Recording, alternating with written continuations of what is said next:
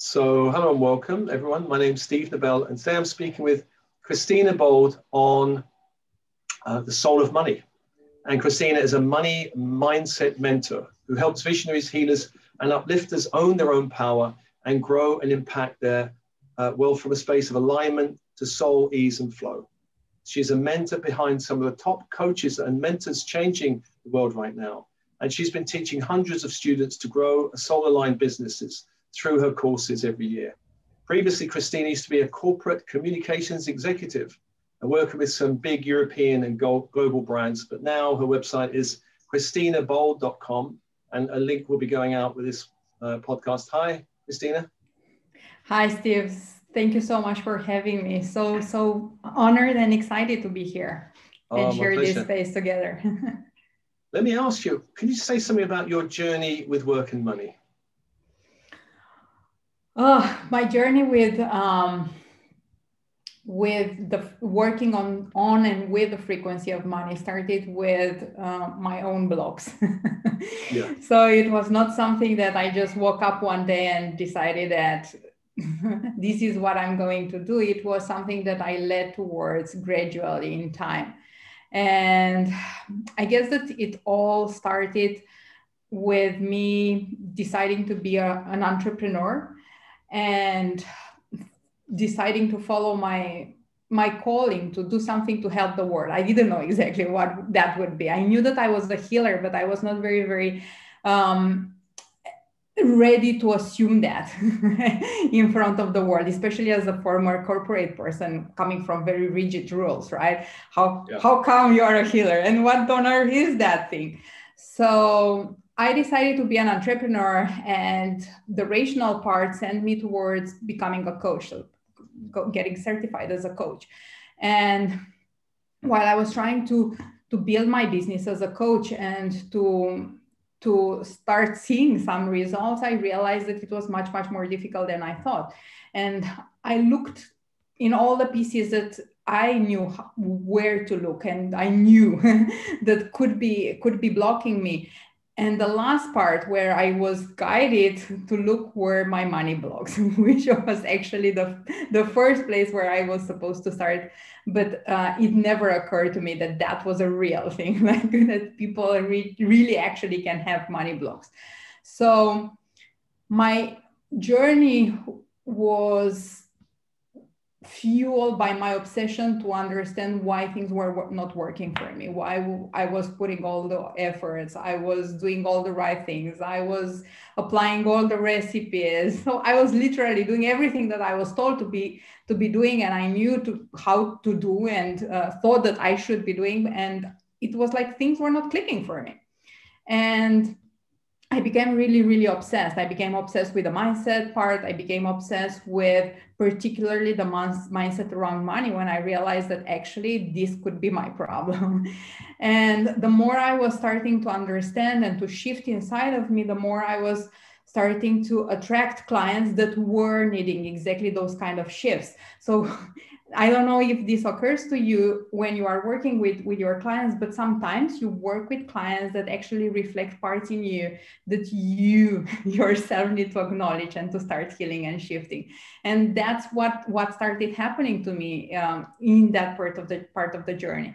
So then I started, I just woke up sharing the same things that I was using and applying for myself in order to move myself forward with the mindset of money, with what I allowed money to be and work like in my life and in my business. I started sharing this with my clients, and then I started seeing more clients coming in and being interested in exactly in those parts. And yeah, I guess that was the point where I decided that probably, at least for that part of my journey, that was my calling and that was my purpose, to share with people the ways in which they can access, work, play, and use the frequency of money. Brilliant. I think we both agree that it's important to shift money. Lots of my clients have issues with money. And as we were talking just before the podcast, now, due to the frequencies on the planet, seems a very good time to start shifting and expanding around money, because money's been such a control mechanism for a lot of people, a source of suffering and scarcity and hardship, really. there's lots of elements, I think, of why people keep money out or repel it or resist it. Could we go into, I'd like to start off with the kind of mindset around thinking and believing around what's possible, what people deserve, what they're capable of. What about that level? Because I think it's a massive level for people, isn't it? The mindset around money. Yeah, actually, through my work and through my own journey, I realized that the one of the toughest things to manifest is, if not probably the toughest, is money. I mean, people do seem to manifest much more easily about anything else except for money. And this is also because money has this very deep emotional attachment, right? We define many times, we define our value based on our financials, based on how much prosperity we have in our lives. Now, I believe that the distortion started long time ago, right? And I believe that parts of it comes from the different religions that are making us feel unworthy and sinful and not deserving. So we have this paradigm that makes us feel not deserving and makes us feel that we should do extraordinary things in order to qualify and to go above our condition, the sinful, non-undeserving condition, so that we can actually access and receive what we really want. So people have been struggling, and since money is such a emotional thing that is very tied into our identity, I feel that money was one of the parts of our desires that was most impacted by our feelings of unworthiness, undeservedness, our paradigm of we need to struggle. We need really to put in the work, hard work, in order to get that thing that is so precious and is somehow above us. So hierarchically, we are feeling like money is an energy above us, and we need to elevate ourselves into that energy in order to be able to access it and become worthy of it. And this demystifying basically of the energy of money, I think that it's a big part of my work. Allowing people to realize that money is just an energy. Money comes just based on them accessing a frequency as any other frequency, and manifesting money is no different than manifesting a parking place, because everyone is so damn good at manifesting parking places, and they say, you know, that this is something easy and comes naturally to them. But then it's like money is a different world, a different story. And honestly, in the eyes of universe, manifesting the smallest thing that you manifest with is no different than manifesting money or an empire or whatever else we are fancying about, right?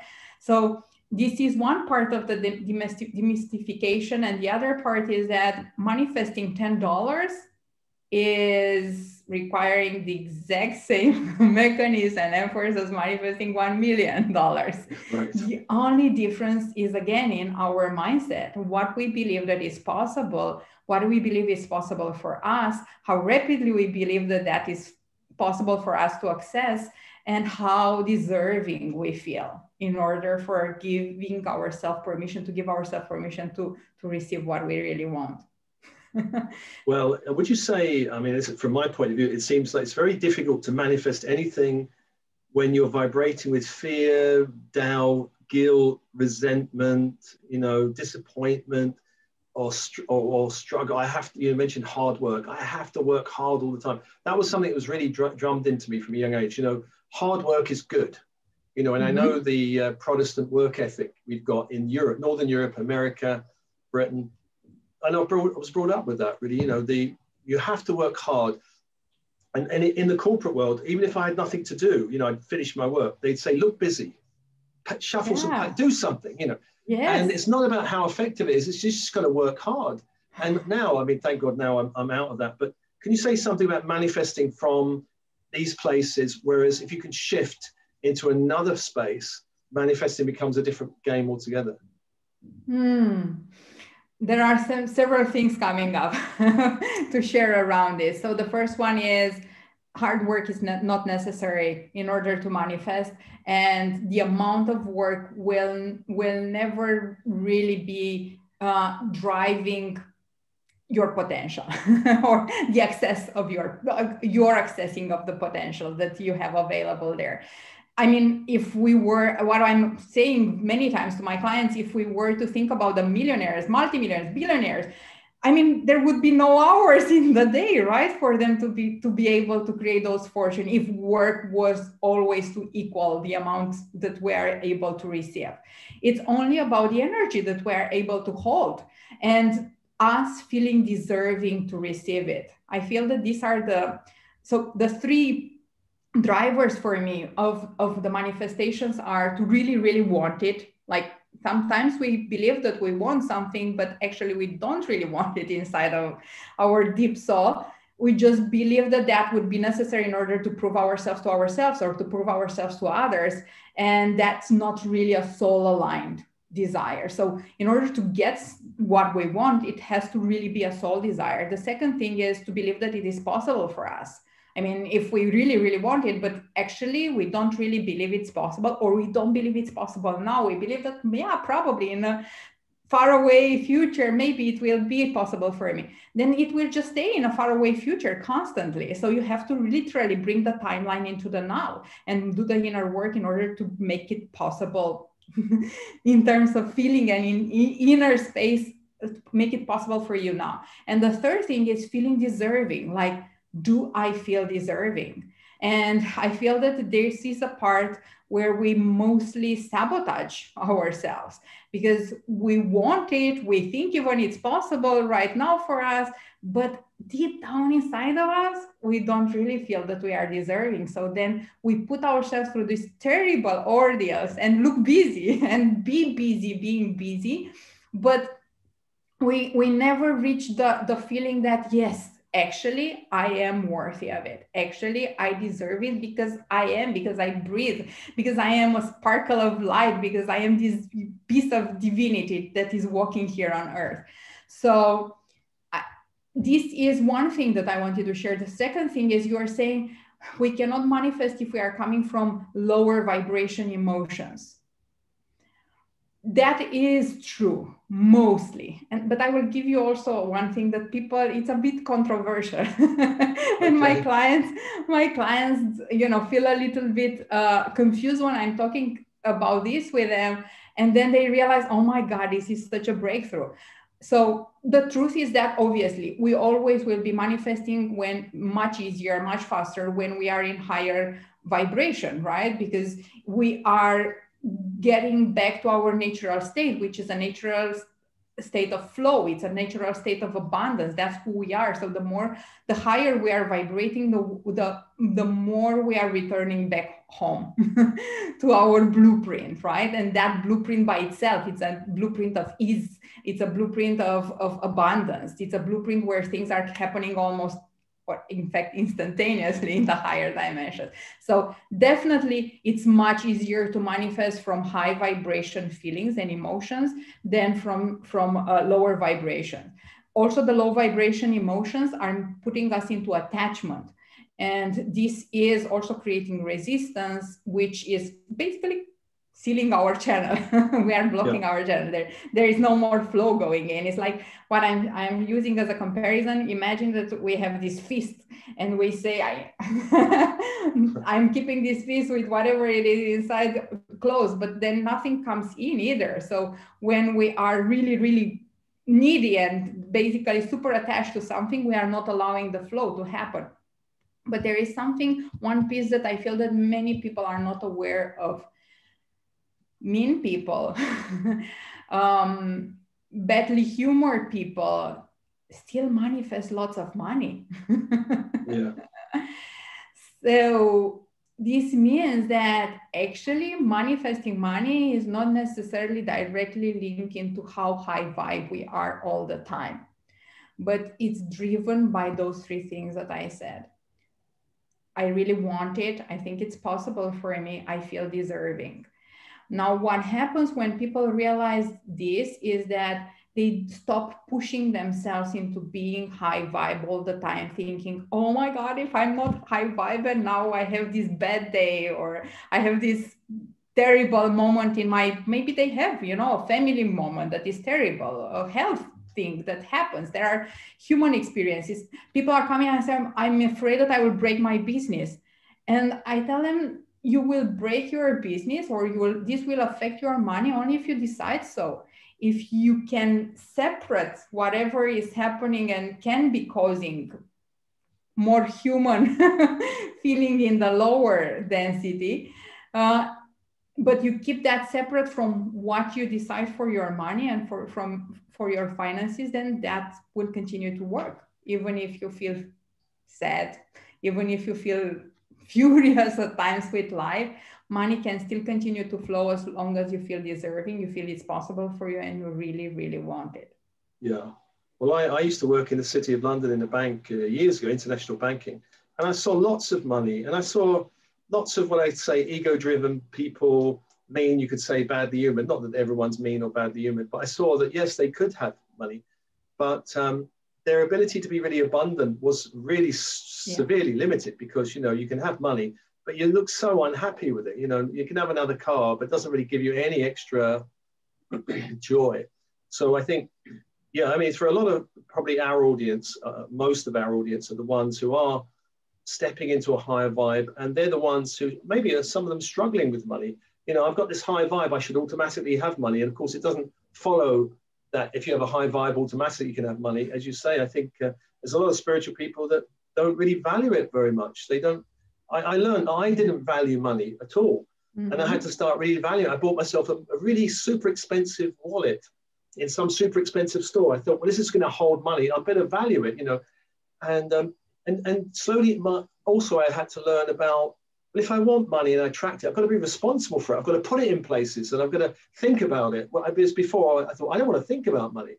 Mm. So there was all of that mindset stuff that had to shift in me around being a spiritual person and allowing in money and being okay with it and not feeling, I think a lot of people struggle with guilt, perhaps. Oh, I shouldn't have money because I'm a spiritual person. Because it's we were taught that spiritual people should just live on spirituality.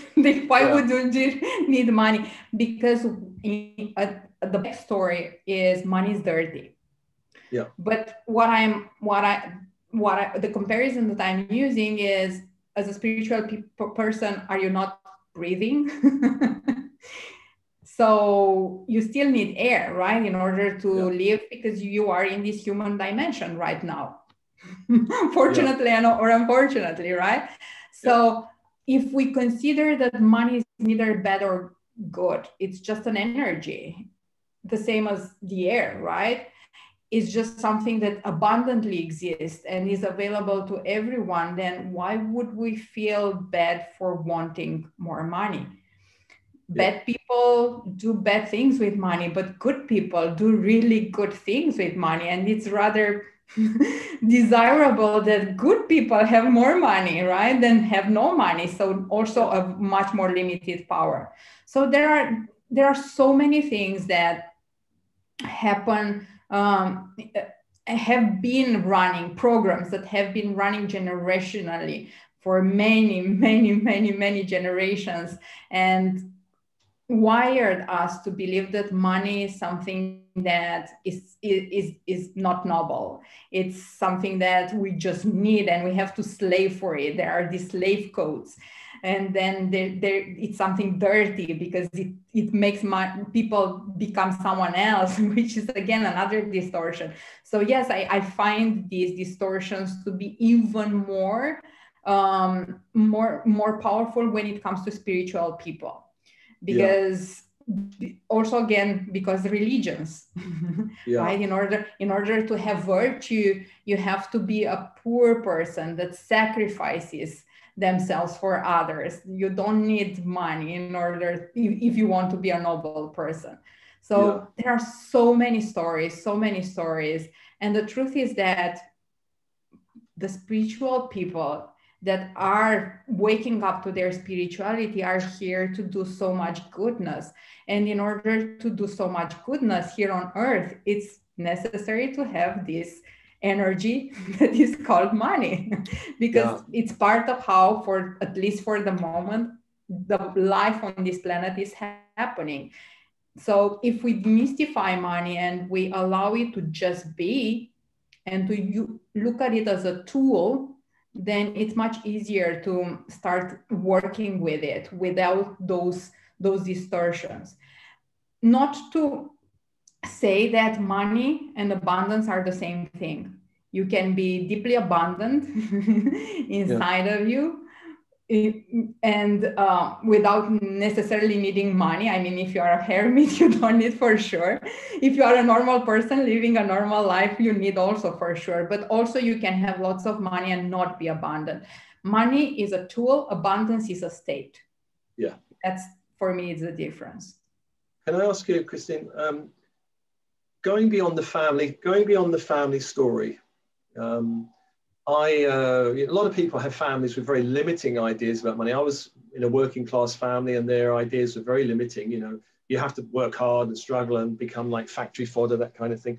And stepping into an entrepreneur, I had to get a bigger mindset around money. Mm-hmm. Can you say it's possible? I know it's possible. Can you say about this possibility of shifting beyond the old family ideas and, you know, what my mother said or my father said? Is this a big part of the work, really shifting out of family stories? Yes, I mean, it's one of the foundational parts of the work that I'm guiding my clients, my students through. Also because I believe that we operate in this world, not only around money, but around basically everything, based on a paradigm that we are inheriting from our family. So it's a set of beliefs, a set of rules of how life gets to happen that is handed down from one generation to the next. And we just take it because when we receive those rules, that set of rules, we are really, really young. So we really, really believe our parents, whatever they say, we trust, right? Yeah. And sometimes we walk our entire lives without actually questioning those rules. So many people are having this parody that comes from their family, and they don't even realize that it's a parody, that it's like a pair of lenses that can be shifted like as easily, as simply as you are shifting the lenses, like changing your lenses of your glasses. So this is one piece of the rules or the ways through which, the filters through which we are seeing the world and operating in this world. Then based on this paradigm, we start building our own stories that later become beliefs, which are very much mostly in line with what we were told. And then we have our own experiences, and based on the same foundations, we are creating we are continuing the construction, right? We are taking the castle and we are making it bigger. Now, I think that this is the default way of walking through life. And that's what happened until our generation to 1-2 generations before us, right? When people starting little by little to wake up and to start questioning, like, but what my parents taught me is not really true, or I believe that whatever they believed in is true or was true for them, but I can choose a different truth for myself. And this is a very deep work, a life-changing work that is much simpler and much faster than people tend to believe, but at the same time needs commitment, like literally catching yourself, becoming the observer of your own mind and of your own narrative, and little by little intentionally shifting those stories. But we can shift only what we are aware of. We cannot change what we don't know, right? So the first step here is to actually look, like, what are the stories actually that I'm believing? What have I been telling myself around money, for instance, how money works, what money is? And then we can look like, oh my God, I keep repeating these stories that in order money doesn't grow on trees, you have to really work your tail off for money, or we have to make compromises, or money makes us bad people, whatever are the stories, right? And then we can look like, actually, these stories, do they do they serve me? Do they help me to have a better life? And then if the answer is no, then we can always choose a different story. This is something that I keep repeating. Everything is made up.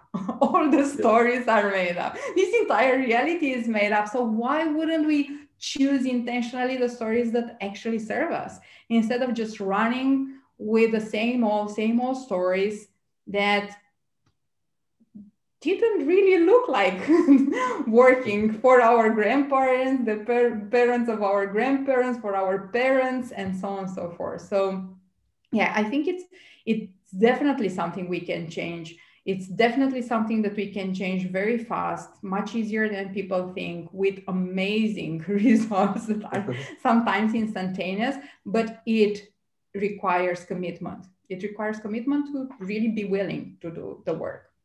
Brilliant.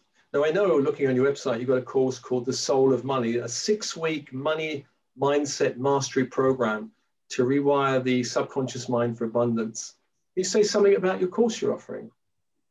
Yeah, sure. It's my vault of money mindset tools, processes, and frameworks that I put together through the work of these past years with my clients. Like everything that I've been using recurrently for the private clients and then mastermind clients, higher level group clients.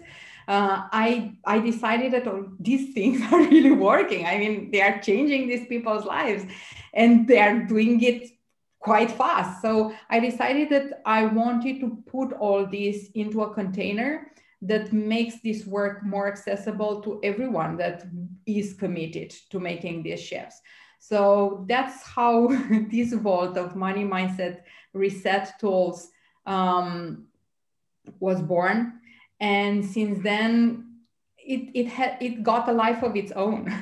I just feel honored to have birthed this into the world, but honestly, it's not mine. It came through me and now it has a life of its own. And yeah, I'm so honored for all the transformation that I see people getting by going through this journey, through this container. They not only that they shift their money mindset, but they start receiving synchronicities like quite rapidly when it comes to money, when it comes to the ease that things are happening to them. And ultimately, I feel that the result of this work, this inner work, is changing our identity. Not that we become someone else. We become more of who we are at our core. It's like a return to our power, return to our truth, return to our natural blueprint. And I feel that this is probably the biggest gift. Okay, money happens. The relationship with money shifts and beautiful results start happening and people get creating that recurrently and becomes like a way of living. But I think that the biggest gift of this inner work is honestly taking your power back and becoming a much more grounded person that is connected directly to their power, a much more empowered person walking through life. Brilliant. Well, I'm going to let people know about that course in the new year when we release this podcast, because I think it's perfect. You know, money needs to shift on the planet. It's such an important subject. So, Cristina, thank you so much for speaking today. And it's brilliant. I really enjoyed all of it. I've got a lot from this chat and hope to be chatting with you again soon sometime. Thank you so much. I am so enthusiastic and so excited to have this invitation from you, and I hope that I didn't go everywhere. But I am always getting so excited and passionate when speaking about money that I feel like I need to share this and this and this and this. So yeah, hopefully everyone will take whatever they need to take from our conversation. Thanks, Cristina.